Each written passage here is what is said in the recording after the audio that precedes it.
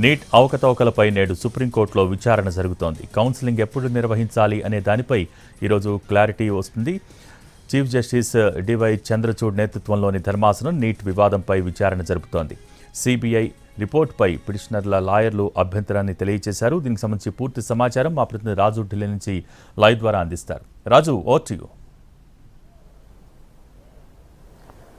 Thank you Bhogi. ప్రస్తుతం సుప్రీంకోర్టులో neat అవకతవకల వ్యవహారం పైన విచారణ మొదలైంది. అయితే ఈ సందర్భంగా ఎవరైతే పిటిషనర్లు ఉన్నారో పిటిషనర్లు సిబిఐ ఇచ్చినటువంటి స్టేటస్ కో రిపోర్ట్ ఏదైతే ఉందో అది పిటిషన్ అంటే ఈ కేసుకు సంబంధించి పిటిషన్ వేసినటువంటి వాళ్ళందరికీ కూడా సర్వ్ చేయాలి, దాన్ని ఓపెన్గా పెట్టాలని చెప్పి కోరడం జరిగింది. కానీ చీఫ్ జస్టిస్ ఆఫ్ ఇండియా ఈ విషయంలో కలగజేసుకుంటూ ఇప్పుడు ప్రస్తుతం కేసు విచారణ అనేది కొనసాగుతుంది.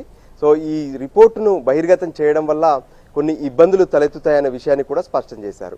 ఇక దాంతోపాటు ఈ కేసుకు సంబంధించినటువంటి వ్యవహారంలో ఇప్పటి వరకు జరిగినటువంటి అన్ని అంశాలు కూడా తమ దృష్టికి వచ్చినట్లు సిజేఐ చెప్పడంతో పాటు మరోపక్క ఏదైతే ఇప్పటి వరకు అంటే దేశవ్యాప్తంగా జరిగినటువంటి ఈ నీట్ యూజీ పరీక్షకు సంబంధించినటువంటి అన్ని అంశాలపైన ఐఐటి మద్రాస్ ప్రత్యేకంగా ఇచ్చినటువంటి అనాలసిస్ రిపోర్ట్ ప్రకారం ఇది పరిమితంగా మాత్రమే మాల్ ప్రాక్టీస్ జరిగింది, పేపర్ లీకేజ్ అనడం సరైంది కూడా కాదు అని చెప్పి అడిషనల్ సోలిసిటర్ జనరల్ అంటే ప్రభుత్వం తరఫున వాదనలు వినిపించే ప్రయత్నం చేస్తూనే ఉన్నారు.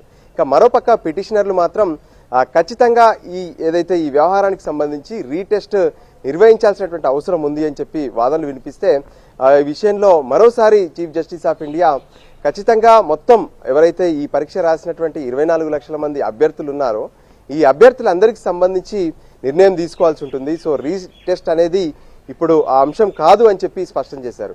అంతేకాదు ఇప్పటి వరకు ఈ ఏదైతే మాల్ ప్రాక్టీస్ కావచ్చు, పేపర్ లీకేజ్కి సంబంధించినటువంటి లబ్ధి పొందినటువంటి వాళ్ళు ఎవరు ఏంటి అనే దానిపైన ఒక స్పష్టత వస్తే తదుపరి కౌన్సిలింగ్కి సంబంధించినటువంటి అంశాలపైన కూడా ఒక కీలక నిర్ణయం తీసుకోవచ్చు అనే విషయాన్ని కూడా స్పష్టం చేశారు. సో ఓవరాల్గా కూడా ప్రభుత్వంలో ఎన్ని అంటే మెడికల్ సీట్స్ ఉన్నాయి, ప్రైవేట్లో ఎన్ని మెడికల్ సీట్స్ ఉన్నాయి అనే దాని మీద కూడా ప్రస్తుతం విచారణ సందర్భంగా చీఫ్ జస్టిస్ ఆఫ్ ఇండియా అడ్వకేట్స్ని అడగడం జరిగింది. సో దాంతో ఓవరాల్గా దేశవ్యాప్తంగా కూడా 56,000 ప్రభుత్వ మెడికల్ సీట్స్ ఉంటే 50,000 ప్రైవేట్ మెడికల్ సీట్స్ ఉన్నాయి.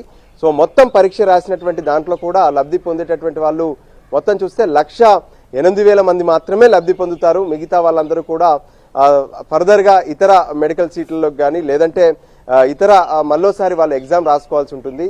సో క్వాలిఫై అనేది మాత్రం 167 మార్కుల వద్దే క్వాలిఫై అవుతారు. మొత్తం 720 మార్కులు అనేటివి మొత్తం మార్కులు ఉంటాయి. దీంట్లో కొంత గందరగోళం జరిగినటువంటి విద్యార్థులను గనక పక్కన పెడితే అంటే అభ్యర్థులు ఎవరైతే ఉన్నారో రాసినటువంటి అభ్యర్థులను పక్కన పెడితే మిగతా వాటి అన్నిటికి సంబంధించి కూడా కౌన్సిలింగ్ ప్రక్రియను మూవ్ చేసుకోవచ్చు అని చెప్పి ప్రభుత్వం తరఫున వాదనలు వినిపిస్తున్నటువంటి పరిస్థితి ఉంది.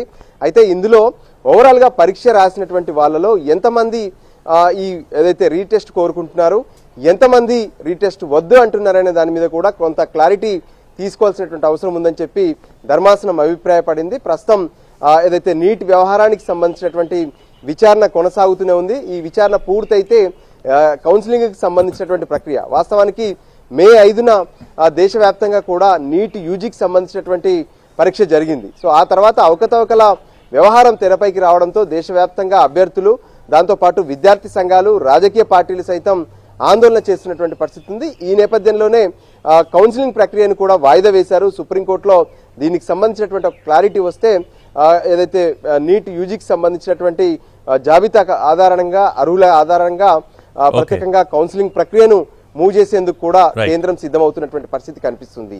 భోగి. Thank you Raju.